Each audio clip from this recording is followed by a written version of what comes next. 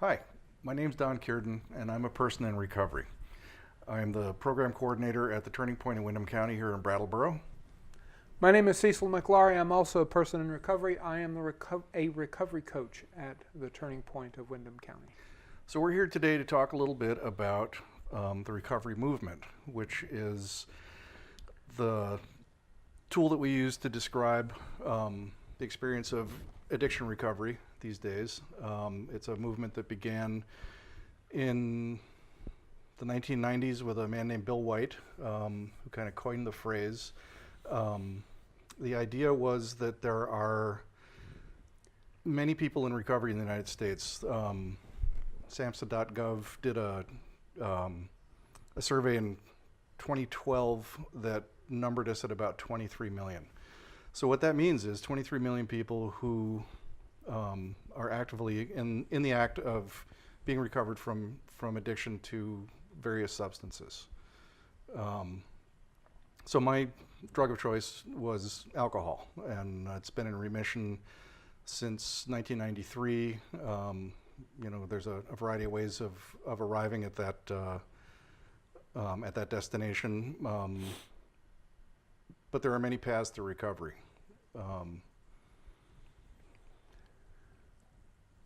So I have been in remission from any number of things. I was pretty much a garbage head since 1984.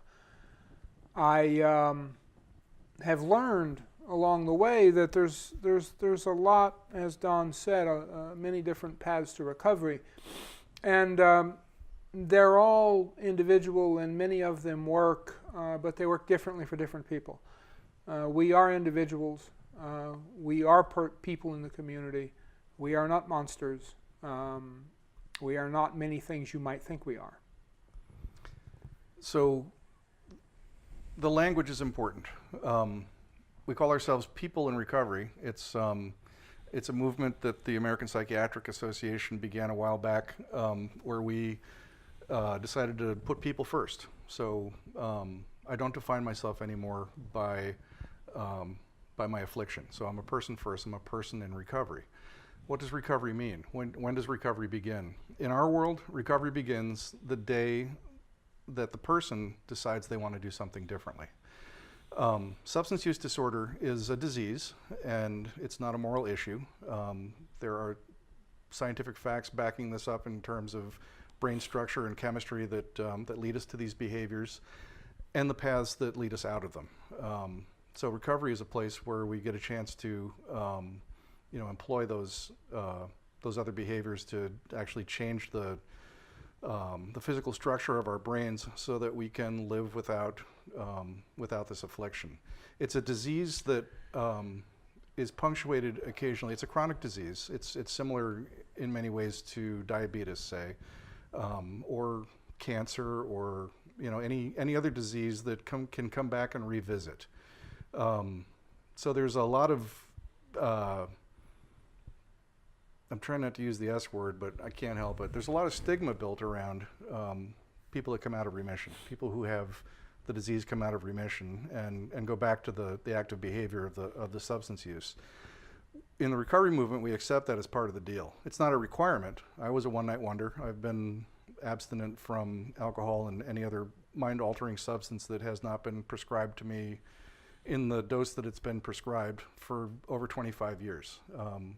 And I'm not even necessarily the exception, but we need to include these other people in these discussions, and we're hoping to educate you a little bit about where that comes from and what it means to us. My experience in recovery is a little different than Don's. I took 5 years from the first time that I was introduced to a method of recovery until my eventual quit time. And during that time, I was just about as pitiful as one might think. But when I got it, when I decided to quit, when I started using the ideas that I was introduced to, it changed quickly and rapidly. I became a different person. The fact of the matter is that people are not the same as they were when they were born. Anywhere along our lifeway, we change, and I'm sure everybody has that experience where a death or a traumatic experience or a good experience, a wedding, an anniversary, something actually changes the way you look at a thing.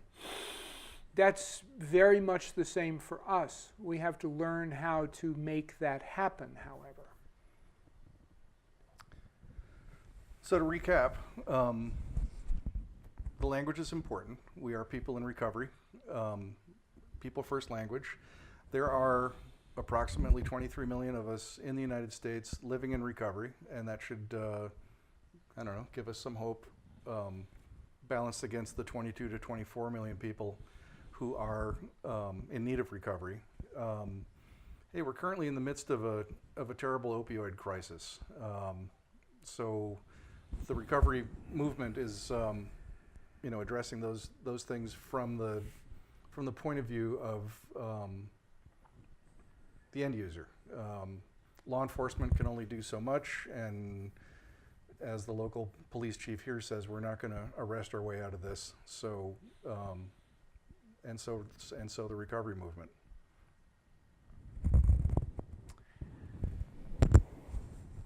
Yeah, I got nothing. Yeah, same here. So we're just going to let it roll for a second, and it's going to come to me because we're going to wrap this up. Or maybe we did already. Hold on, it's coming. So thank you for joining us today, and we hope you know a little bit more about the recovery movement. And if you need to know more, hey, there's a whole big internet out there, and it's just full of information. Faces and Voices of Recovery is a good place to start, and we'll be back soon to tell you more. And thank you for your time.